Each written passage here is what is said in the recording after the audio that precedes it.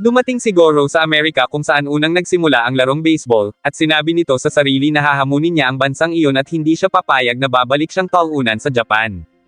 Ngunit pagkatapos niyon ay natarante si Goro sa sexing babae na lumapit sa kanya.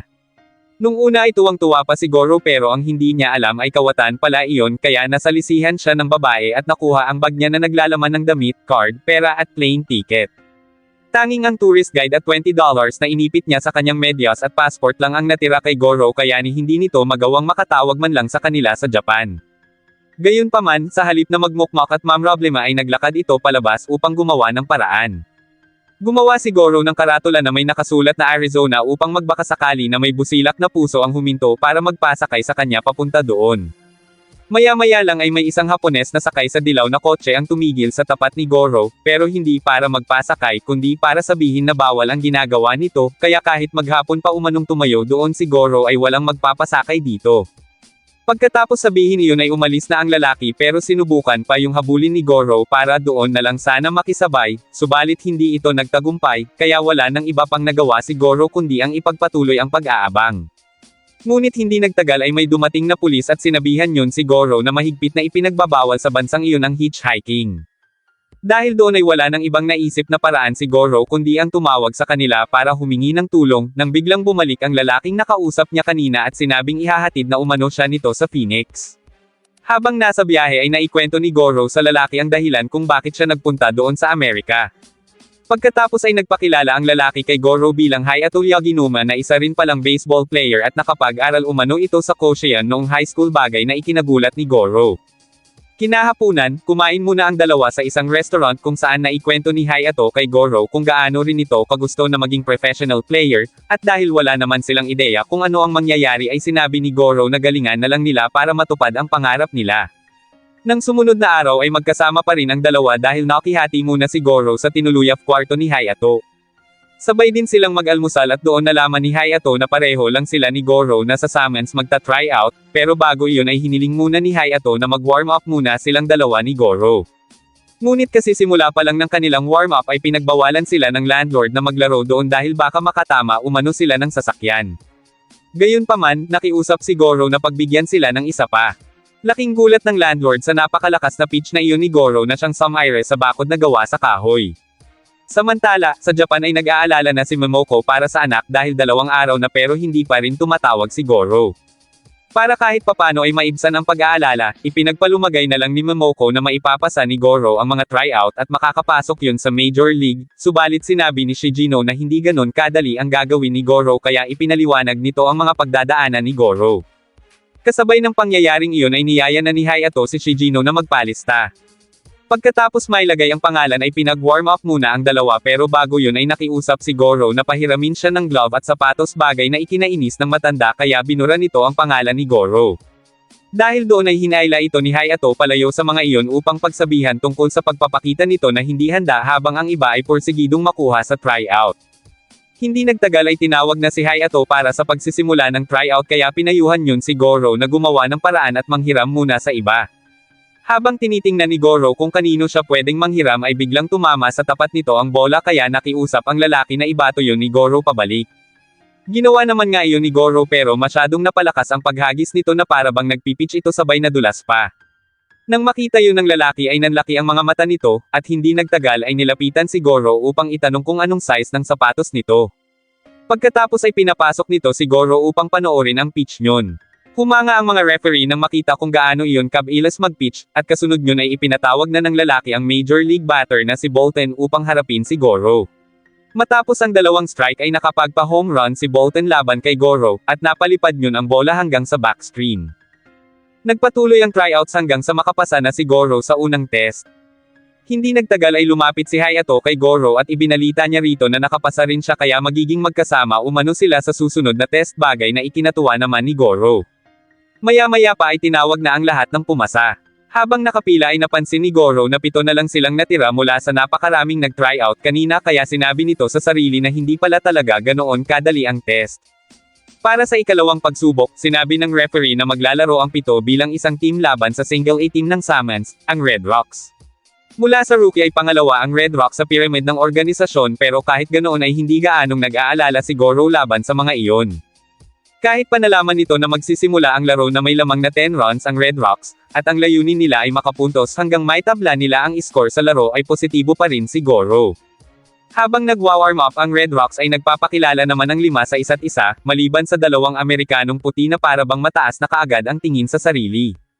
Gayunpaman, nilapitan pa rin ni Goro si Nick para kamayan ito ng mahigpit at sabihin na kailangan nilang magkasundo para manalo kaya huwag umano itong mag-inarte ng dahil lang sa pagiging Amerikanong puti nito. Dahil sa higpit ng pagkakapisil ni Goro ay napatiklop nito si Nick, at hindi nagtagal ay sinimula na ang laban. Nung simula ay natutuwa pa si Goro sa resulta ng laro ni Hayato, pero nang si Nick na ang sumalang ay nainas na ito matapos iyong mag-double play. Nang si Goro naman ang pumwesto bilang pitcher ay hindi makapaniwala ang batter na taga Red Rocks na isa yon sa mga nagta-tryout na rookie. Nagpatuloy pa ang laban hanggang sa bigla na lang panghinaan na ng loob ang isa sa mga kasapi ni Goro. Pero kahit ganoon ay nagpatuloy pa rin si Goro na ibigay ang lahat ng lakas para sa pag-pitch ng bola dahil desidido talaga ito na manalo sa larong iyon. Sa bottom ng 3rd inning, nahit ni Goro ang bola kaya nakarating ito sa first base, at nang si Hayato na ang sumalang bilang batter ay pinalakas ni Goro ang loob nito kaya napansin ng mga referee na mukhang si Goro lang umano ang nakakaintindi kung anong ibig sabihin ng test na iyon. Nang magsimulang pumalo si Hayato ay nakapuntos ang mga ito ng 3-run laban sa Red Rocks. Pagkatapos makapagbat ng mga rookie ay pumwesto na muli si Goro bilang pitcher para sa pagsisimula ng top ng 4th inning. Ngunit matapos ang ilang beses na pagbato ng bola ay biglang pumutok ang palto sa daliri ni Goro dahilan para maistorbo ang pag-pitch nito. Pero kahit ganun ay nakapuntos pa sila ng 2 runs sa ika-4 na inning. Nagpatuloy pa ang laro at muling nakapuntos ng isa ang mga rookie sa ika-5 inning.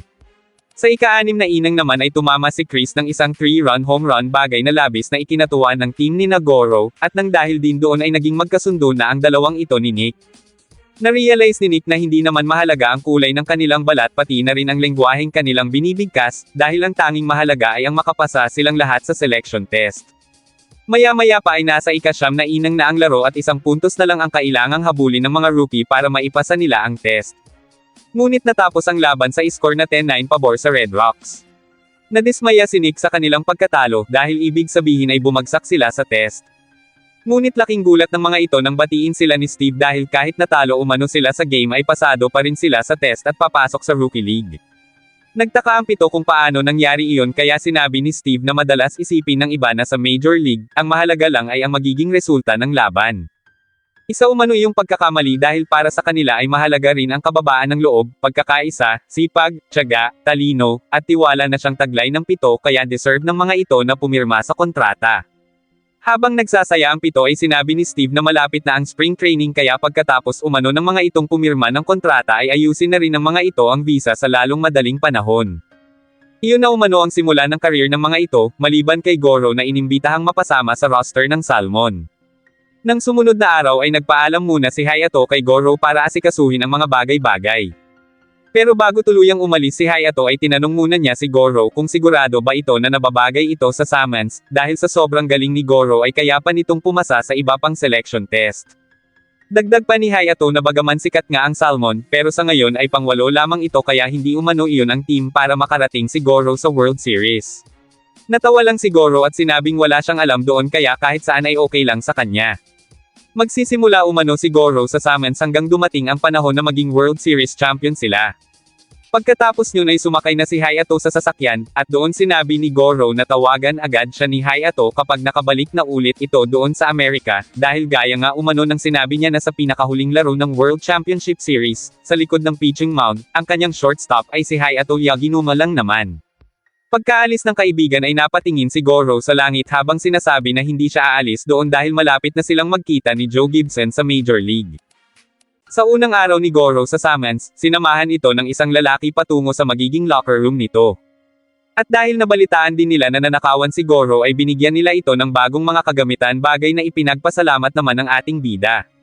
Bago umalis ang lalaki ay sinabihan nito si Goro na magsuot na ng uniforme at dumiretso na kaagad sa main ground.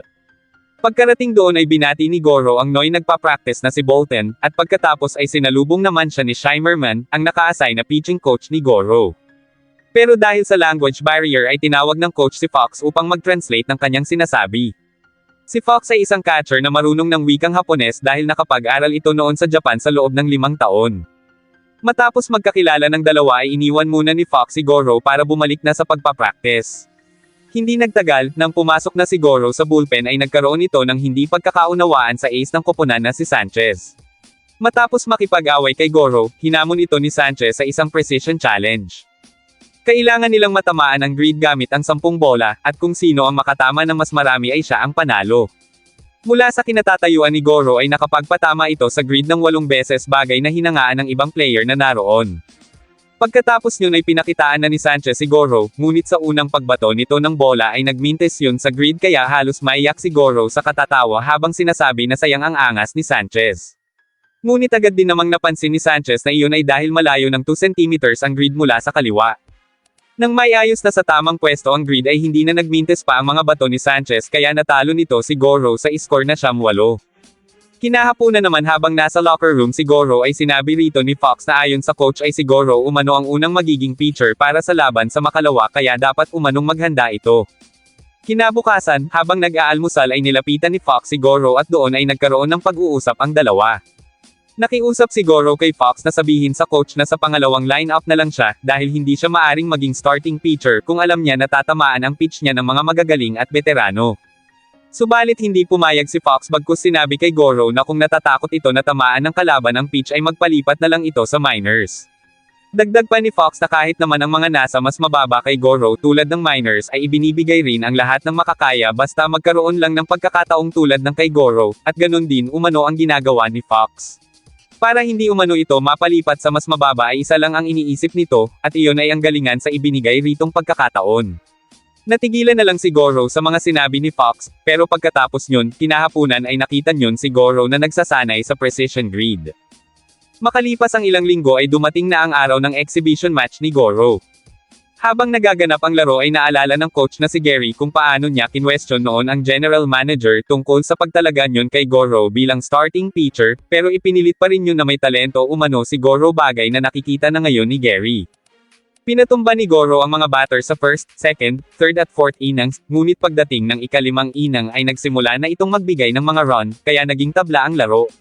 Noong una ay 2 puntos ang lamang ng Summons simula pa noong ika-2 inning. Napatumba rin ito ang ika-4 na batter, na siya ring home run king noong nakaraang taon sa pamamagitan ng pagsalo ng bola kahit walang suot na gloves. Patuloy na lumaban sa laro si Goro hanggang sa mahalata na nina Bolton na pagod na ito, pero hindi pa rin ito pinapalitan ni Gary sapagkat ang gusto niyon ay mag-pitch si Goro hanggang sa matapos ang inning. Baliwala na kasi sa mga ito kung matalo sila sa 3 exhibition game, dahil ayon sa general manager ay siguradong mapupunta si Goro sa minors pagkatapos ng exhibition game na iyon.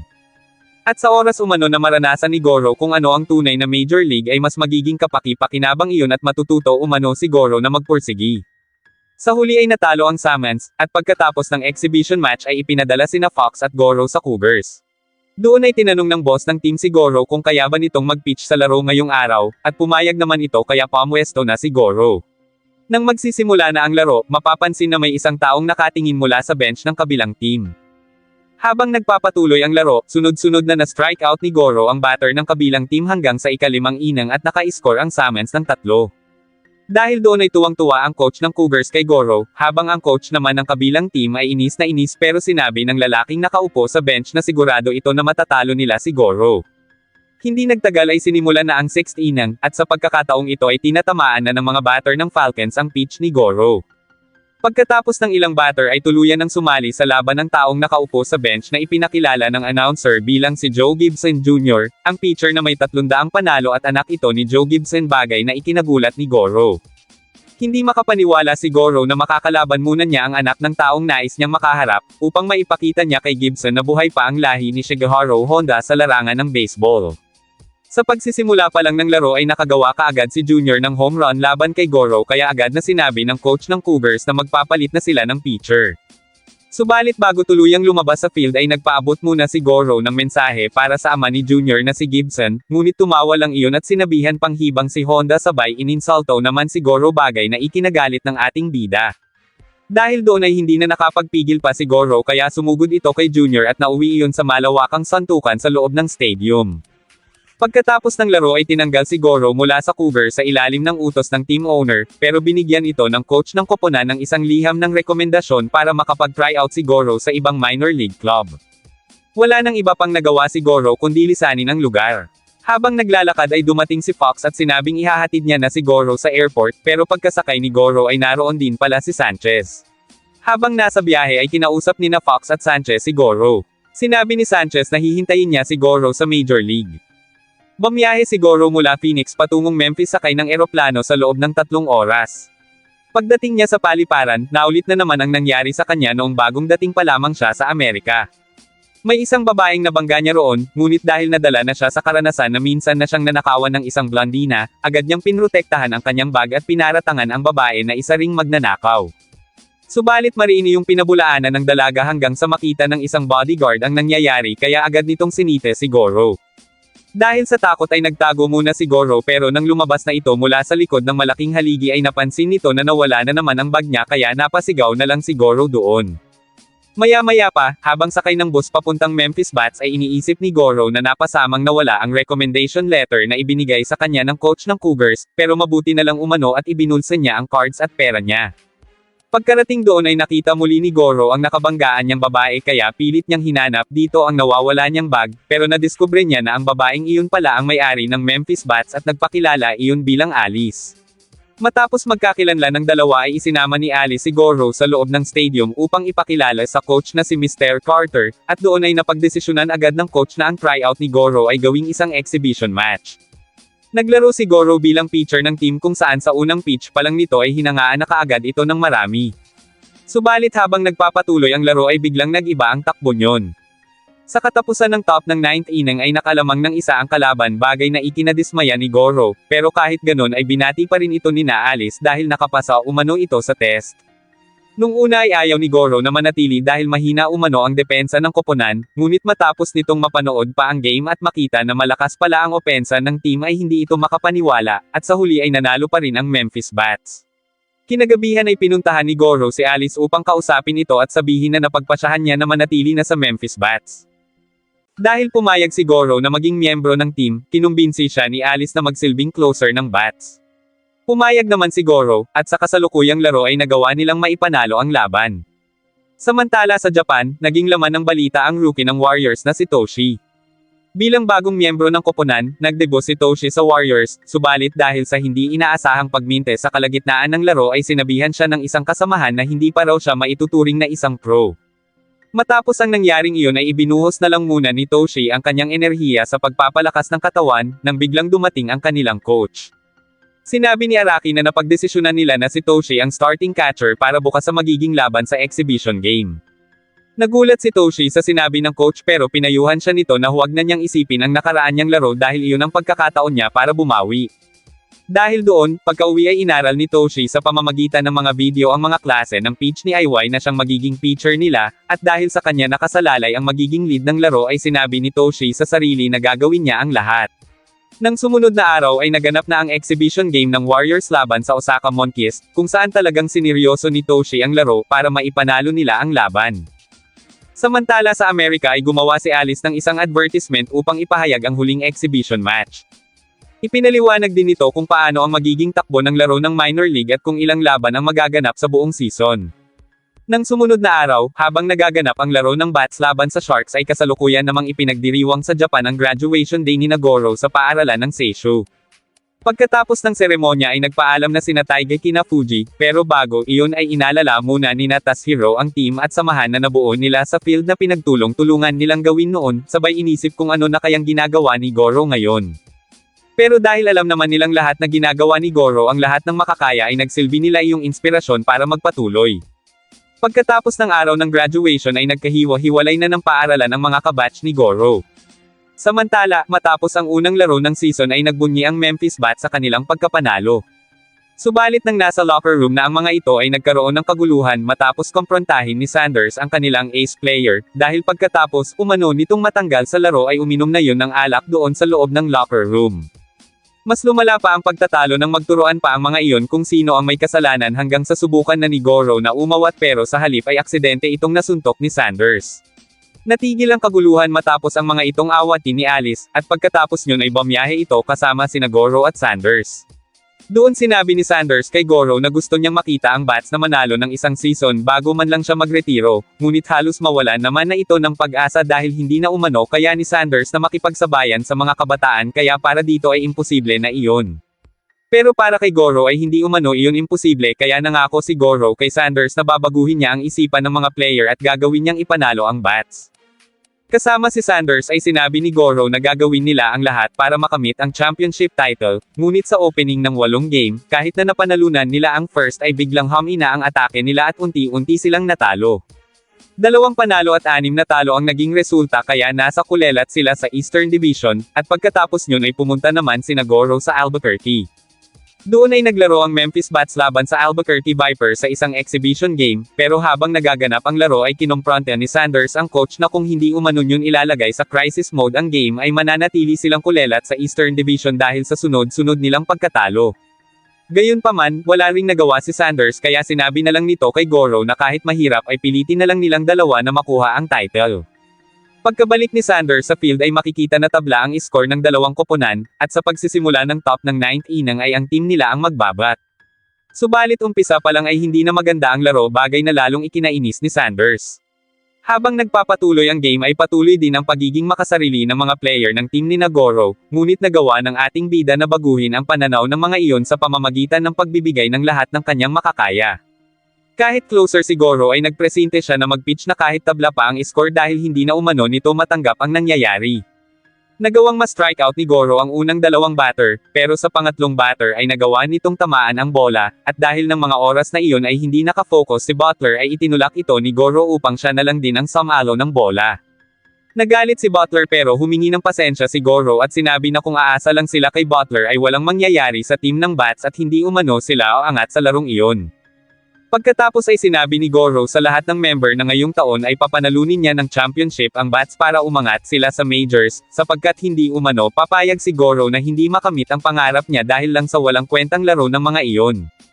Maya-maya pa, nang sumalang naman si Goro bilang batter ay sinadya nito na magpatama ng bola sa kaliwang braso para matawag iyon na dead ball.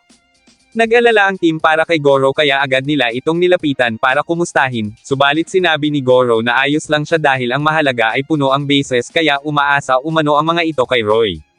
Natauhan si Roy sa mga ginawa ni Goro kaya isinaisip na rin nito na dapat manalo sila. Simula noon ay gumanda na ang laro ng Bats hanggang sa magawa ni Butler na makatama ng home run bagay na labis na ikinatuwa ng buong team. Nang sumunod na araw, habang naglilibot si Alice sa lungsod ay nagbabasa ito ng ilang balita tungkol sa Bats. Pero nang mapalingon ito sa bintana ng sasakyan ay nakita nito sina Roy at ang iba pa na nagwo-warm up, isang bagay na hindi pa niya kailanman nakita noon. Samantala sa Japan, naging ballboy o tagalimot lang ng bola si Kimori sa team dahil nasa first year pa lang sila. Habang hawak ni Kimori ang bola ay naalala niya noong nadaanan niya sina Mr. Ando na nagpa-practice pa rin kahit palubog na ang araw. Saglit silang nagkausap ng dating coach at pagkatapos ay ipinakilala siya nito sa mga bata bilang isa na umanong magaling na player para magsilbi siyang inspirasyon sa mga iyon.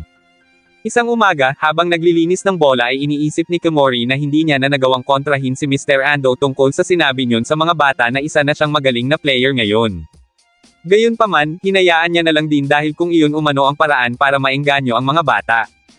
Kinahapunan ng araw na iyon ay nadaanan ni Kimori si Shinji na mag-isang nagpa-practice kaya nilapitan niya iyon.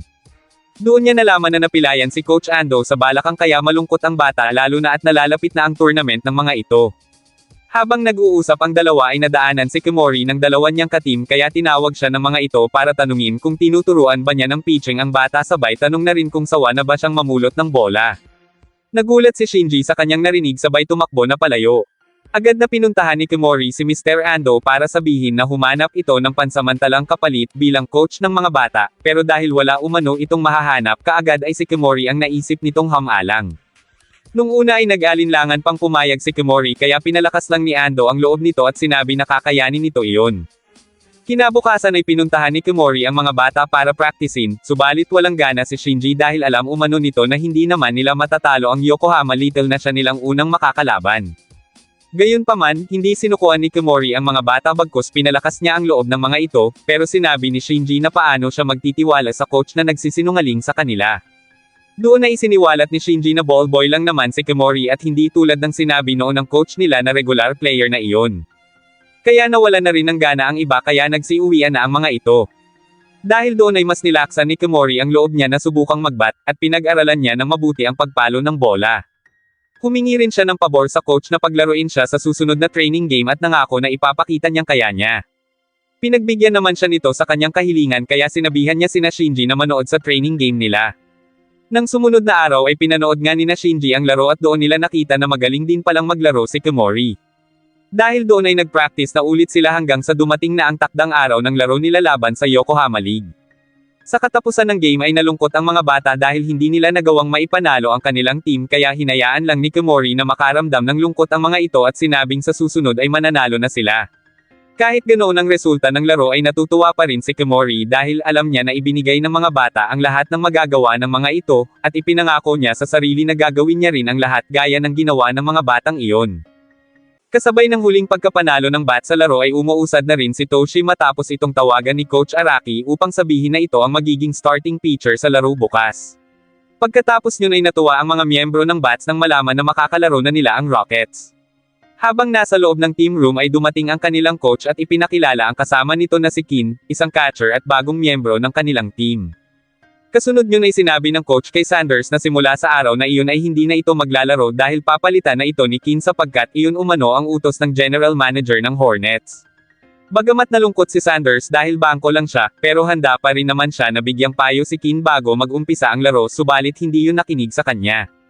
Maganda ang ipinakitang laro ni Kin bilang catcher, at napabilib din nito ang lahat ng sumalang ito bilang batter kung saan nakapuntos sila ng 3 sa bottom ng 8th inning. Nagpatuloy ang game ngunit nagkaroon ng hindi pagkakaunawaan sina Kin at Goro sa gitna ng laro matapos hindi gawin ni Goro ang sinasabi ni Kin kaya gumanti ito. Dahil doon ay gumawa ng isang kasunduan ang dalawang rookie. Susundin umano ni Goro ang leads ni Kin, at kapag natapos ang inning nang walang nakakagawa ng run sa kalaban ay pinapangako ni Goro na hindi na siya magrereklamo kay Kin kahit na kailan. Pero kapag may nakagawa umano ng kahit isang run ay huwag na siyang bibigyan ni Kin ng leading nito, at kapag si Goro umano ang magpipitch sa laro ay si Sanders dapat ang magiging catcher. Pumayag si Kin sa kasunduan dahil ayaw umano nito sa paniniwala ni Goro na dapat ay ang pitcher ang nasusunod, kaya kapag natalo umano si Goro ay sisiguraduhin nito na susundin ni Goro ang lahat ng ipagagawa niya. Nagpatuloy ang laro pero sa huli ay natalo si Goro kaya napilitan itong sumunod sa mga utos ni Kin. Makalipas ang isang linggo, habang sakay sa bus ay napansin ni Roy na hanggang doon ay pinag-aaralan pa rin ni Kin ang data nito. Maya-maya lang ay muli nang sumalang ang Memphis Bat sa game laban sa Vipers kung saan sa first inning pa lang ay lamang na kaagad ang bat ng 3 runs sa kalaban. Si Quesada ang starting pitcher ng Bats at laking gulat nito nang sabihin ni Kin na gagawin nila ang walk sa batter na si Ponce, dahil sa oras umano na tamaan ni Ponce ang pitch na gagawin ni Quesada ay sigurado si Kin na tatanggalin si Quesada ng manager, kaya para hindi umano makagawa ng kahit na anong run ang kalaban ay dapat umabot sila sa 5th batter. Subalit marami ang nagtaka kung bakit ilang batter ang pinalakad ng mga ito. Nagpatuloy ang laro at naka-score pa ulit ng siyam ang Bats hanggang sa ika-siyam na inning habang 0 pa rin ang score ng kalaban kaya sa huli ay nanalo muli ang team ni Goro. Sa locker room, binati ni Roy si Quesada dahil sa pagkapanalo nila, ngunit sinabi ni Kin na hindi naman yun gaanong nakakamangha dahil kahit sino umanong minor league pitcher, basta may data na hawak ay siguradong maipapanalo ang laban. Naina si Quesada sa sinabing iyon ni Kin hanggang sa makisali si Goro at tinanong kung kailangan ba talagang gawin ni Kin na mag-walk ang kalaban ng paulit-ulit, at kung ano ba talaga ang gusto nitong mangyari sa pride ng pitcher. Narinig ni Alice ang usapan ng mga ito kaya iyon na mismo ang nagpaliwanag na kaya ganoon si Kin ay dahil noong nag-aaral pa lang yun sa college ay nakitaan na si Kin ng potensyal. Iyon ang dahilan kung bakit pumasok si Kin sa eskwelahan na maraming magagaling na players at lahat ng mga iyon ay halos nakapasok sa national tournament. Umabot si Kin ng finals, at para manalo sa laban ay kinakailangang maging maingat ang mga ito sa batters, ngunit pagdating sa last inning ay nilapitan ito ng pitcher at sinabing sigurado yun na may strikeout nito ang batter. Subalit matapos magtiwala ni Kin sa kakampi ay nabigo ito matapos makakuha ng home run ang kalaban at natalo ang team ng mga ito. Simula noon ay nagbago na umano ang pananaw ni Kin sa baseball. Dumidepende na iyon sa sariling database leading na siya nitong pinag-aaralan tuwing may laban dahil maganda umano ang kinakalabasan. Pagkatapos nyon, sinabi ni Sanders kay Goro na mukhang mas kailangan na ng bat si Kin dahil may lumalabas na resulta sa leading nyon, pero sinabi ni Goro na hindi ganoon kaimportante ang data kaya huwag pang hinaan agad ng loob si Sanders. Sa sumunod na laro ng Bats laban naman sa Kings ay nakapagtala lang ang mga ito ng 1 punto sa ika-9 na inning habang ang kalaban naman ay wala pang score. Sa mga oras na iyon ay pagod na ang pitcher ng Bats na si Matt kaya pinapasok na ng coach si Goro. Bago mag-umpisa ang game ay ipinaalala muna ni Kin na may kasunduan sila ni Goro na hindi ito pwedeng sumuway sa kanya sa laro nila. Ngunit matapos ang muntikang pagka-home run ng kalaban ay napagdesisyonan ni Goro na huwag nang sundin si Kin para maipakita doon kung paano niya tatalunan ang data. Sa huli ay muling nanalo ang Memphis Bats at aminado naman si Kin na hindi lahat ay nakalagay sa data niya kaya may mga bagay umano na kailangan niyang tanggapin sa bagong data. Sa sunod na laro ng Bats laban sa Gators, sinabi ng coach na hindi pa rin gumagaling ang paltos ni Kin mula sa laro kahapon kaya si Sanders muna umano ang papalit doon. Nang marinig iyon ay biniro pa ni Roy si Sanders na huwag sana umano itong maging dahilan ng pagkatalo nila, subalit habang nagaganap ang game ay tila nagkakatotoo iyon sapagkat sunod-sunod ang nagagawa nyo na maling laro. Sa bottom ng 9th inning, naka-score ng 2 run ang Gators kaya nalampasan nila ang Bats ng 1 puntos at sila ang nanalo. Sinisi ni Sanders ang kanyang sarili sa kanilang pagkatalo kaya kinabukasan ay napagpasyahan nito na magretiro na pagkatapos ng susunod na laro. Nang malaman ng tungkol doon ay kinwestiyon ni Goro si Sanders kung bakit ito magre-retiro gayong ito pa naman ang may malalim na kagustuhan na manalo ang Bats. Sumagot si Sanders at sinabing iyon ay dahil meron siyang pamilya sa Boston, at ayaw niyang makita ng anak niya na ganon kasama ang laro niya at kaawaan pa siya nito. Isa pa ay hindi na umano siya umangat sa majors at taon-taon na lang siyang nasa minors kaya plano niya na magtrabaho na lang sa isang tindahan ng sasakyan na pagmamay-ari ng biyenan niya. Gayunpaman, nangako si Sanders kay Goro na lagi niyang idadalangin na manalo ang Bats. Pagkaalis ni Sanders ay tinawagan ni Goro si Alice upang ipaalam ang tungkol sa pagre-retiro ni Sanders, subalit sinabi ng team owner na wala siyang magagawa kundi sundin ang kagustuhan ni Sanders kaya humingi na lang si Goro ng pabor. Kinabukasan, habang nagaganap ang laro, nagtaka si Kellogg kung bakit hindi pa rin naglalaro si Sanders gayong nasa ika-7 inning na at iyon na ang magiging huling laro nito. Sinabi ni Roy na hindi iyon maaari sapagkat sa takbo ng laro ay hindi ang mga iyon papayag na hindi gamitin si Kin para lamang kay Sanders. Ngunit maya-maya lang, sa bottom ng 7th inning ay pumunta si Kin sa bench upang sabihin sa coach na masakit pa rin ang paltos niya kaya pinapasok na niyon si Sanders.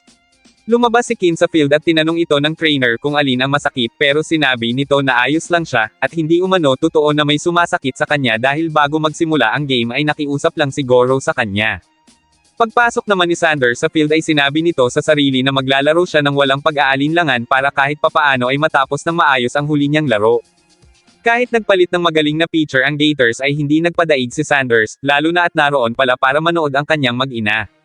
Subalit kahit na anong pilit nito na matamaan ang bola ay hindi niya iyon nagawa kaya labis na kahihiyan ang naramdaman ni Sanders.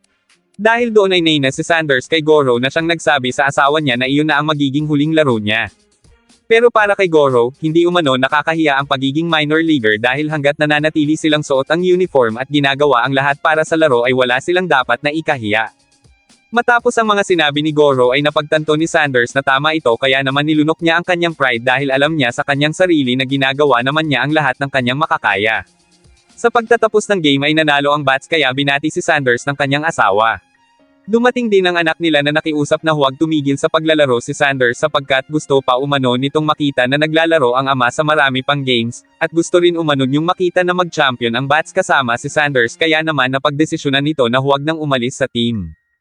Samantala sa Japan, naging mas istrikto si Taiga sa kanyang mga miyembro dahil malakas ang susunod nilang makakalaban, at iyon ay ang Taijin High School.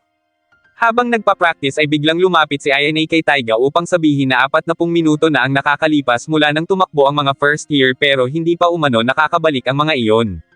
Dahil doon ay kaagad na pumunta si Taiga sa field kung saan naroon ang mga iyon upang sabihin sa mga first year na saka lang ang mga ito mag-e-ensayo doon pagkatapos tumakbo. Subalit nangatwiran si Shibuya at sinabing nakakatamad umanong mag-ensayo, sabay nagyabang pa ito na gagawa umano ito ng home run kapag siya na ang magbabat at ipapakita niya na kaya niyang manalo sa susunod. Dahil sa katigasan ng ulo at kay abangan ni Shibuya ay pinabayaan na ito ni Taiga pati na rin ang iba pang mga player na tumakas sa pag-e-ensayo.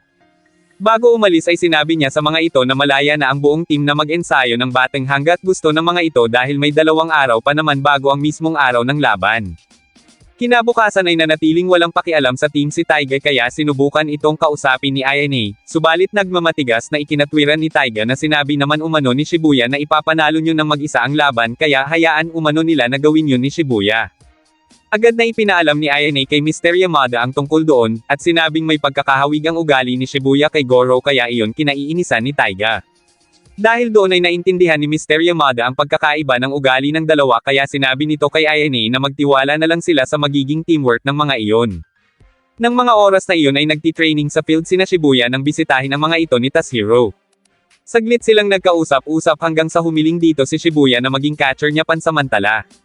Pumayag si Tashiro na maging catcher, at nang mapansin niya na okay ang pitching ni Shibuya ay binati niya ito sabay sabing ngayon ay alam niya na kung bakit nanalo ang mga iyon sa first game. Dahil sa papuring iyon ay nagyabang si Shibuya at ipinagmalaki na sinabi niya sa kanilang team captain na ipapanalo niya ang laro bilang pitcher at batter na siya lang mag-isa. Naina si Tashiro kay Shibuya kaya pinagsabihan niya ito na kapag natalo ang mga iyon ng isang beses sa summer tournament ay wala ng pag-asa kaya huwag nitong mamaliitin ang baseball dahil walang nanalo mag-isa sa larong iyon. Nang dahil sa mga sinabi ni Tashiro ay naliwanagan ang mga ito na mahalagang pag-aralan ang basic techniques ng baseball, kaya bumalik na sila sa kanilang training field para sabay-sabay na makapagsanay habang si Taiga naman ay nagpa-practice sa batting cages. Nang sumunod na araw, naging maayos ang takbo ng laro ng team ni Taiga dahil sa pagkakaroon ng mga ito ng tiwala at pagkakaisa hanggang sa nagawa nilang maipanalo ang laro laban sa Taijin. Kinahapunan ay tinipon ni Taiga ang buong team upang sabihin na simula bukas ay balik na sila sa dati nilang pagsasanay at magdadagdag umano sila ng 50% sa gagawin nila, habang sinigurado naman ni Ayane kay Taiga na maghahanap siya ng impormasyon tungkol sa grupo na susunod na makakalaban ng Seisho. Samantala, sa Amerika ay puspusan ang pagpapractice ni Goro matapos matalo ang bat sa naganap na laban nila kanina. Gabi na nang itigil ni Goro ang pagpapractice at habang umiinom ito ay nadaanan si Goro ni Roy at Kellogg. At dahil wala naman silang gagawin kinabukasan ay inimbite ng dalawa si Goro na mag-relax at mamasyal bukas kasama umano ang mga sexing babae bagay na nagustuhan naman ng ating bida.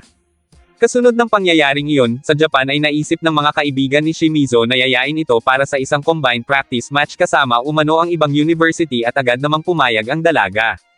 Ngunit kinabukasan ay nagulat at nagtaka si Shimizu kung bakit ganoon ang itsura ng suot ng mga kaibigan niya.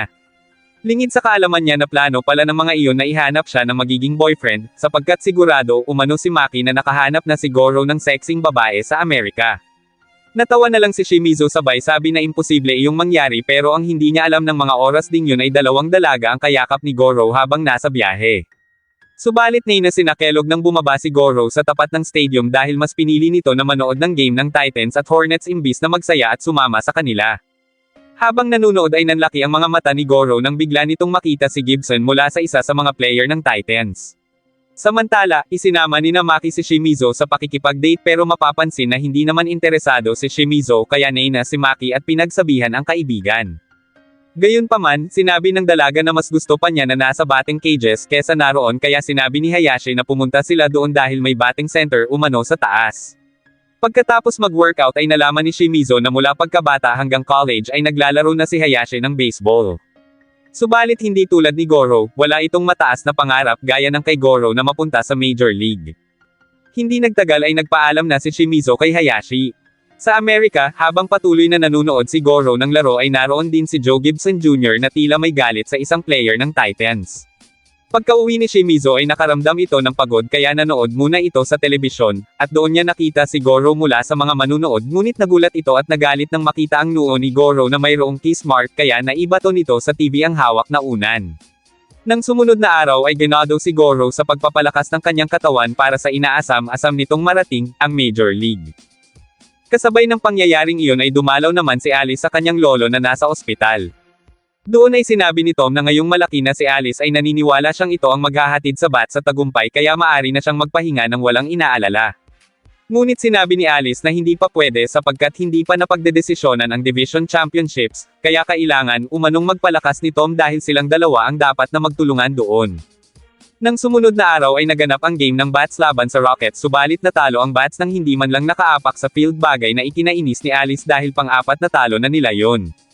Maging sina Charlie, Greg, Cathy at Marvin ay dismayado sa nangyari pero kahit ganoon, nang mapadaan si Goro ay binati pa rin nila ang kahusayan umano yun kahit hindi naman iyon nakalaro sa game kanina. Pagkatapos ay niyaya nila si Goro na kumain sa isang restaurant. Kasabay ng pangyayaring iyon ay napatakbo naman si Alice sa ospital dahil nawala na naman ng malay ang lolo nito na si Tom. Doon ay sinabi na rin ng mga magulang ng dalaga ang plano ng mga ito na lumipat sa New York upang doon ipagamot ang matanda. Dahil biglaan ay nagulat si Alice at nag-alala para sa grupo ng bats kaya sinabi ng ina nito na pansamantala munang titigil si Tom sa pagmamanage sa team dahil mas mahalaga umano ang kalusugan ng lolo ni Alice. Naghanap din naman umano sila ng papalit kay Tom, at iyon ay isang businessman mula sa Nashville. Gayunpaman, hindi pa rin makapayag si Alice dahil alam nito na buong buhay ni Tom ay ibinigay niyon para sa Memphis Bats, at ganoon din siya pati na rin ang mga fans. Dahil doon ay sinabi ng ina ni Alice na kumbansihin na lang mabuti ng dalaga ang ama nito para sa pagdedesisyon. Pagkatapos niyon ay naglakad muna si Alice sa labas nang bigla niyang makita si Goro. Napansin nito na malungkot si Alice kaya sinabi ni Goro na huwag iyong mag-alala dahil ipinapangako niya na mananalo na sa division title ang Bats.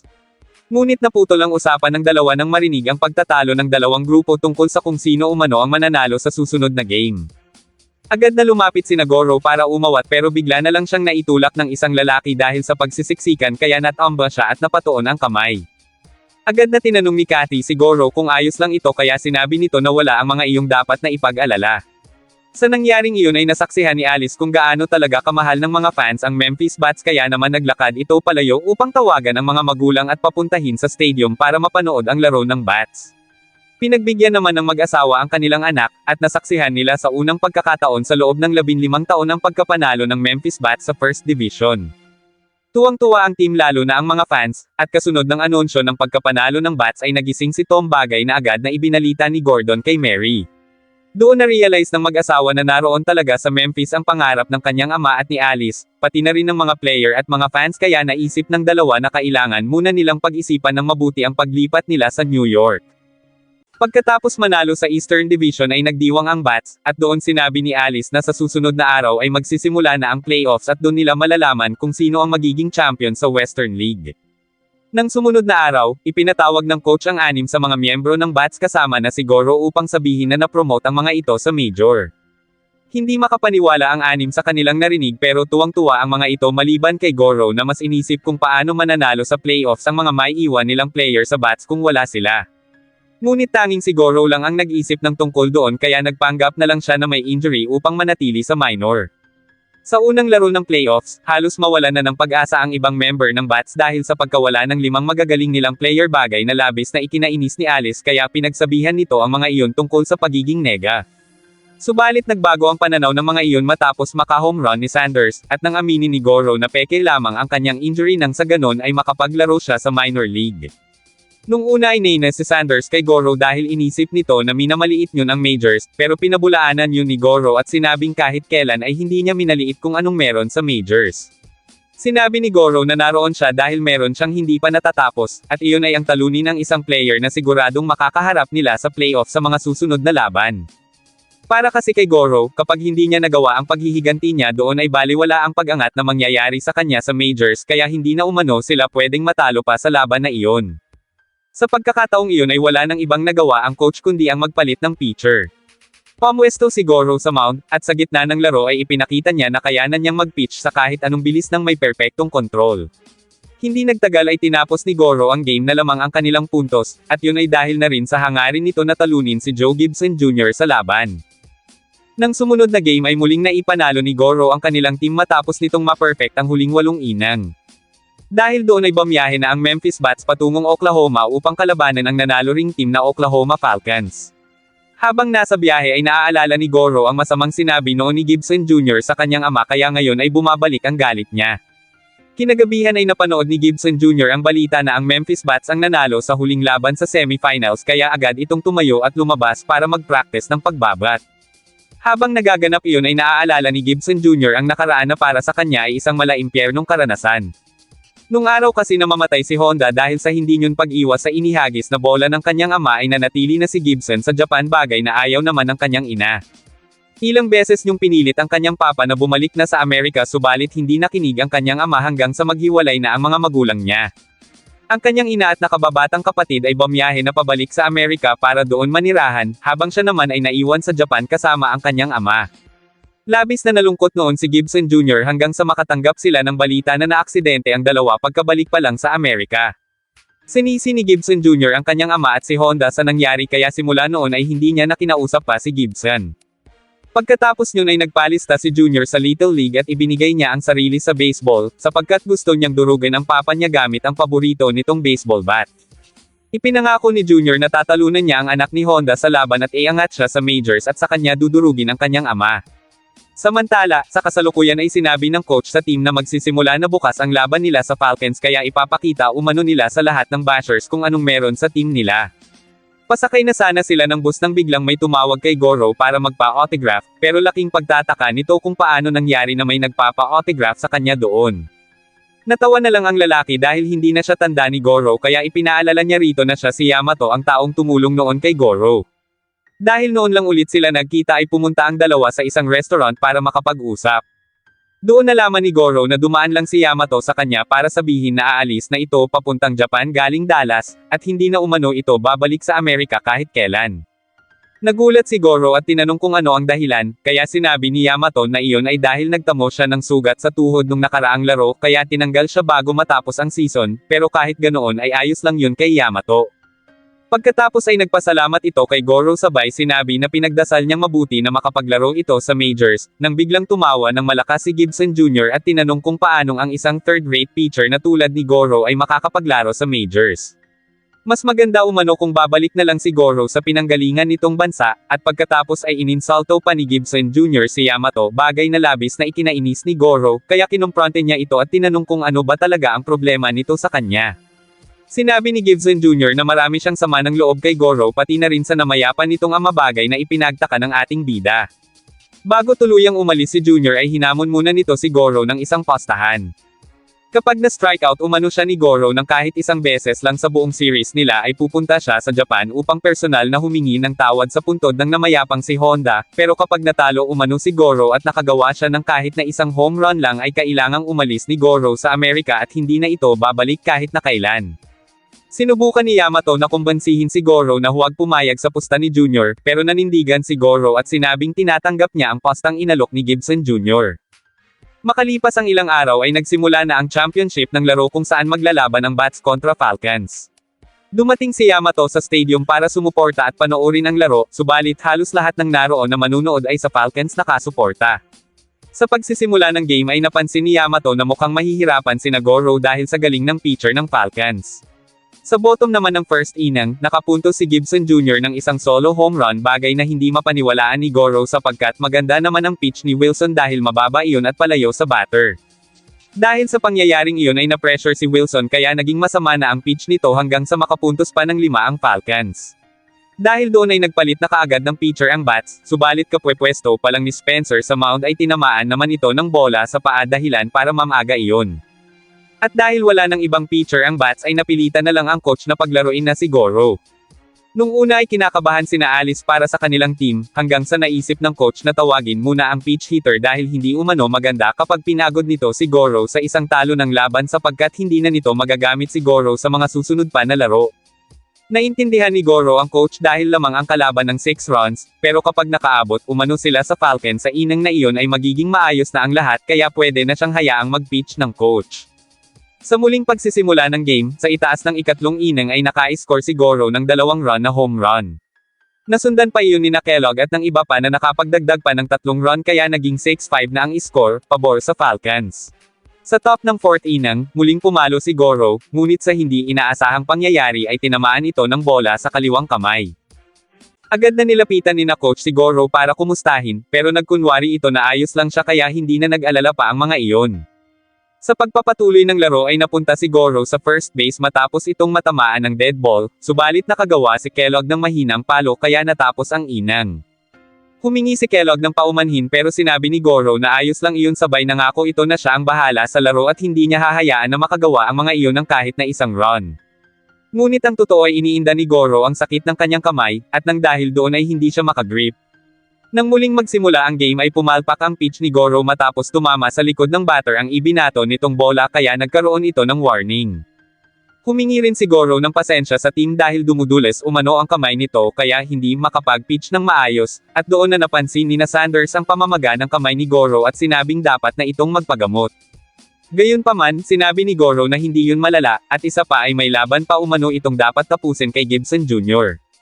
Bagamat may pag-aalinlangan kung magagawa bang talunin ni Goro si Gibson Jr. dahil sa injury nito ay ibinigay na lang din ni Sanders ang kanilang buong tiwala, tutal ay ito naman umano ang nagbalik sa grupo na makabawi sa laro kahit hindi pa sila nananalo. Ngunit nang mag-pitch na muli si Goro kung saan si Gibson Jr. na ang nakasalang bilang batter ay hindi magawang kontrolin ni Goro ng maayos ang bola. Kaya naman, kahit pawang mga taga-suporta ng Falcons ang mga katabi ni Yamato ay lakas loob nitong isinigaw na huwag susuko sa laban si Goro at maniwala lang yun sa sariling kakayahan, at pagkatapos tinawag pa niyang mayayabang ang Falcons. Dahil sa mga sinabi ni Yamato ay ginawa ni Goro ang lahat ng kanyang makakaya hanggang sa na-strikeout nito si Gibson Jr. gamit ang kanyang nasugatang kamay, at puro gitna lamang ang kanyang mga tira na may bilis na 100 mph. Pagkatapos yun ay hindi na kinaya pang mag-pitch ni Goro dahil sa sakit kaya pinalitan na ito at sinabi ni Sanders na sila na ang bahala sa laro. Habang naglalakad si Goro palabas ng field ay pinalakpakan at hinangaan ito ng maraming manunood kahit kanina ay mga taga-suporta ang mga yun ng Falcons. Pero kasabay yun ay nangako si Gibson na muli silang maghaharap sa susunod na round ng baseball. Sa labas ng stadium, nagpaalam sina Goro at Yamato sa isa't isa, at doon sinabi ni Goro sa kaibigan na huwag itong titigil sa paglalaro ng baseball. Samantala, natapos ang laro at nanalo ang Bats laban sa Falcons sa score na 9-8, at kasabay niyon ay sinabi ni Gibson Jr. sa kanyang sarili na hindi siya papayag na ganoon matapos ang lahat. Sa Japan ay naganap ang laban ng Tokyo Warriors at Blue Ocean subalit sa huli ay natalo ang Warriors kaya malaki ang panghihinayang ni Toshi. Gayunpaman, sinabi ng isa nitong katim na ayos lang iyon dahil mas mahalaga umano ang Rookie of the Year award. Ngunit para kay Toshi, hindi na ito umaasa na makukuha niya ang award dahil may mas magaling umano sa kanya at iyon ay si Mayumura. Pagkatapos yun ay ipinatawag si Toshi ng coach upang sabihin dito na ito ang magiging pang-anim na batter bukas. Bahagyang nagulat si Toshi sapagkat ang magaling na si Mayumura pala umano ang pitcher ng team na makakalaban nila. Gayunpaman, ipinasigurado ng coach kay Toshi na hindi ito magiging pabigat, at bago umalis si Toshi ay sinabi pa ng coach na aasahan niyang aabutin nito ang titulo na Rookie of the Year. Kinahapunan ay isinagawa naman ang pictorial ng dating mag-teammate pero ngayon ay magiging magkatunggali na. Pagkatapos yun ay nagkape muna ang dalawa kung saan napag-usapan nila si Goro. Doon nabanggit ni Mayumura na pangarap din niyang mapunta sa majors, pero hindi siya tulad ni Goro na hindi naging pro doon. Uunahin umano ni Mayumura ang Rookie of the Year award at iba pang mga titulo, at aaralin din nito ang technique sa pro baseball, at kasunod umano yun ang laban nito kay Goro. Hindi na nakapagsalita pa si Toshi kaya tinanong ito ni Mayumura kung ano naman ang plano nito.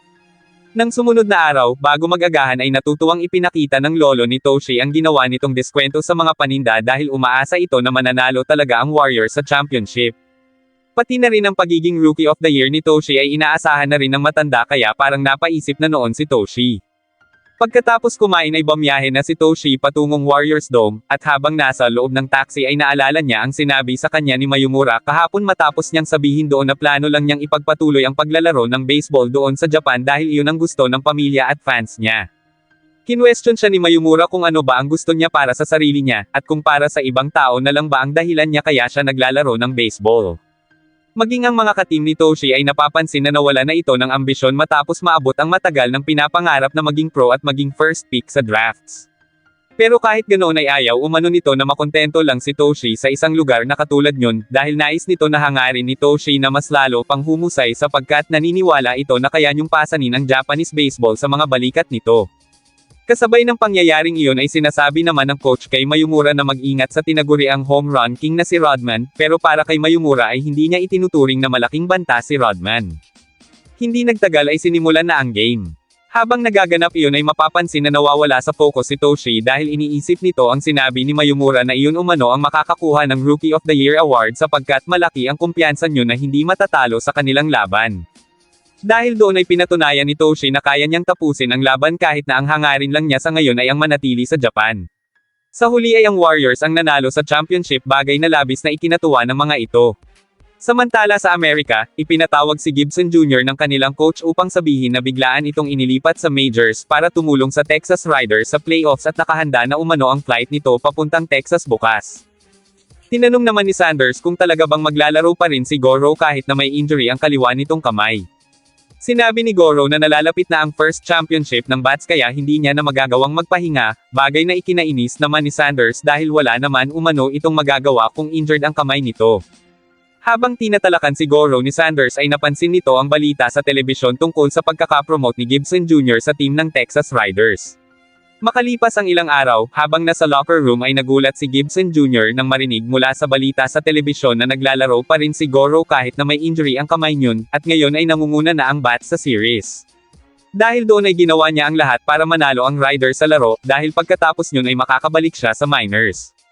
Hindi naman nabigo si Gibson Jr. dahil naipanalo nga nila ang game, bagay na labis na ikinatuwa ng buong team, kaya pagkatapos mismo ng laro ay nagdiwang silang lahat, maliban kay Gibson Jr. na umalis na upang bumalik sa minors para sa deciding game.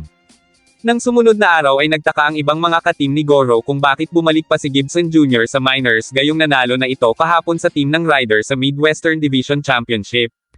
Inisip ni Goro na kaya bumalik si Gibson Jr. ay para pigilan sila sa championship, kaya sinabi nito sa sarili na hindi siya papayag na gawin yun nito. Hindi nagtagal ay nagsimula na ang game at kasabay niyon ay dumating si Joe Gibson sa stadium.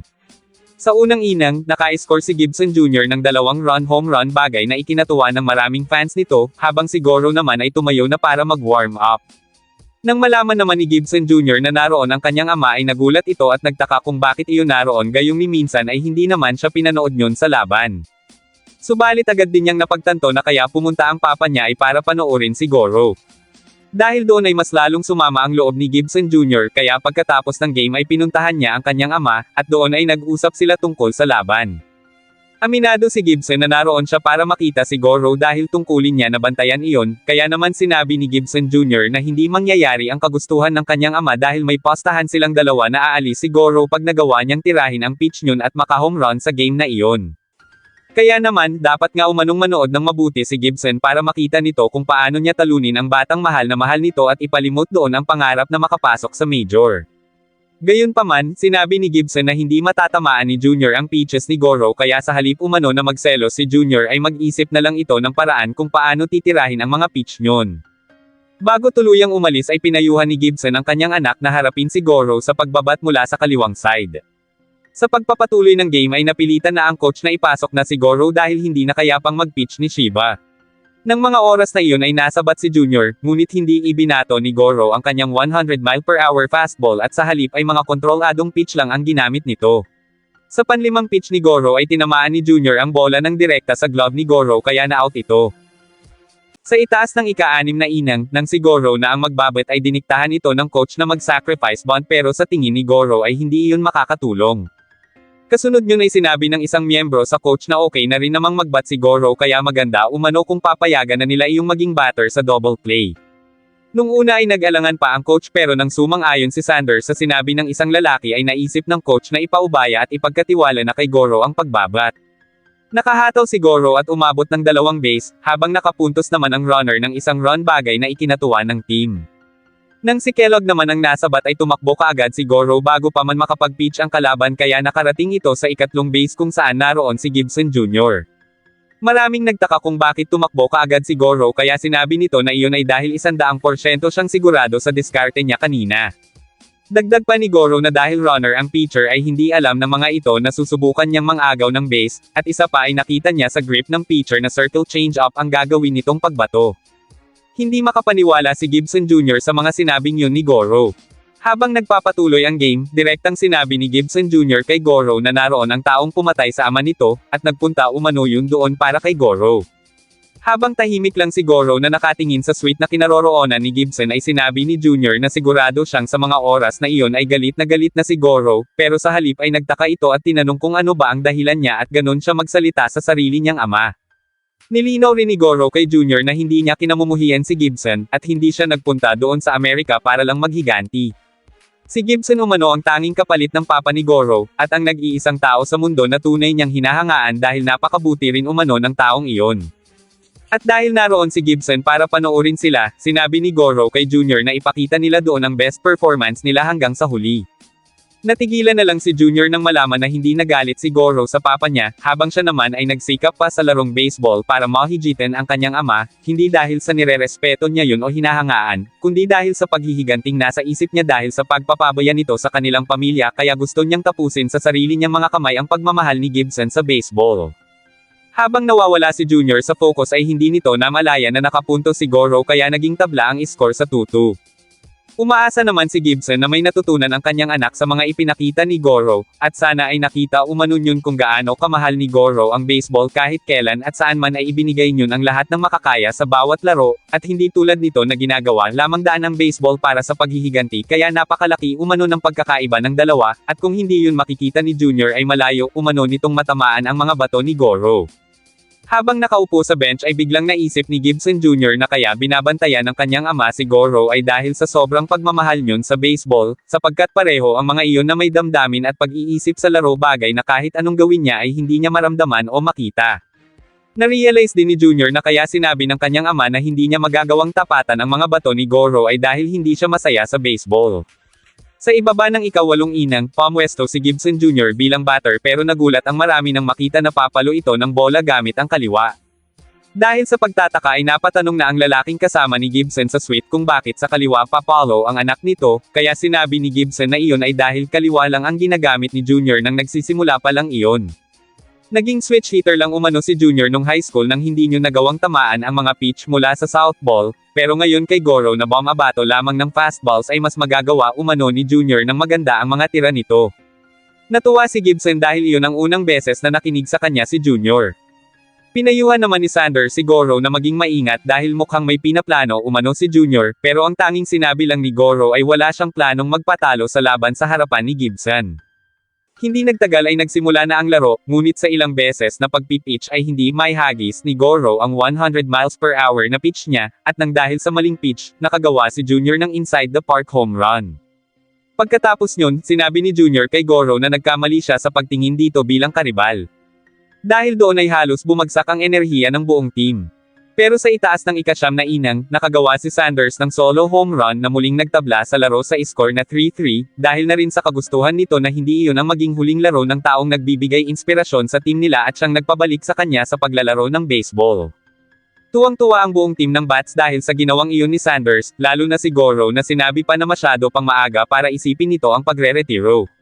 Maya-maya pa ay pumwesto na muli si Goro sa mound, at doon ay sinambit nito sa isip ang pasasalamat sa pagkaka-home run ni Sanders, at sa tingin umano nito ay maipapanalo nila ang larong iyon. Sa itaas ng ika-10 inang, naka-score si Goro ng home run kaya naging 4-3 na ang score pabor sa Bats. Kasabay ng pangyayaring iyon ay nakasubaybay ang Noy nasa ospital pa rin na si Tom sa laro gamit ang balita sa radyo at tuwang-tuwa ito nang marinig na naka-home run si Goro. Subalit hindi pa doon natatapos ang game. Sa ibaba ng ika-10 inang na may 2 outs at punong-puno ang mga base, muling sumalang si Junior bilang batter. Matapos ang unang pitch ni Goro na nahit ni Junior ay sinubukan na lang nito na hayaan iyong makalakad, pero kinausap muna ni Sanders si Goro at sinabing naiintindihan nito si Goro dahil mas maliit naman talaga ang panganib kung hindi haharapin ni Goro si Gibson Jr. Gayunpaman, pinayuhan pa rin nito si Goro na harapin si Junior at sinabing kung makatira man iyon at matalo sila ay hindi na umano mahalaga, kesa ang sumuko si Goro ng walang laban dahil pagsisisihan umano yun ni Goro habang buhay. Nangatwiran si Goro pero patuloy na pinalakas ni Sanders ang loob nito pati na rin ng iba pang mga miyembro ng Bats. Para sa mga iyon, kahit hindi pa umano nila nararanasan na manalo ay sapat na sa kanila na natutunan nila ngayong taon na mas mahalaga sa isang team ang magkaroon ng goal, at natutunan nilang lahat iyon mula kay Goro. Matapos makipag-usap sa mga kakampi ay nagpasya si Goro na harapin si Junior. Simula nang mag-pitch muli si Goro ay napansin ni Junior na nadagdagan ang bilis ng pagbato nito ng bola, hanggang sa subukan na iyong paluan ni Junior pero sa halip ay naputol ang bat nito dahil sa sobrang bilis ng bato ni Goro. Sa pagkakataong iyon ay nagawang maipanalo ng Memphis Bats ang laban bagay na labis na ikinatuwa ng mga ito lalong-lalo na si Tom. Pagkatapos ng laro, tinanong ni Junior si Goro kung saan ang libingan ni Honda para makahingi ng tawad, at bilang pagtupad na rin sa kanilang naging pustahan, ngunit sinabi ni Goro na hanggat ibinibigay ni Junior ang kanyang buhay para sa baseball ay ayos na ang lahat. Habang magkausap ay binati ni Gibson ang dalawa dahil sa pagpapakita umano ng mga iyon ng mahusay at totoong laban. Pagkatapos yun ay naglakad na paalis si Junior at sinabing magkita na lang sila ni Goro sa majors.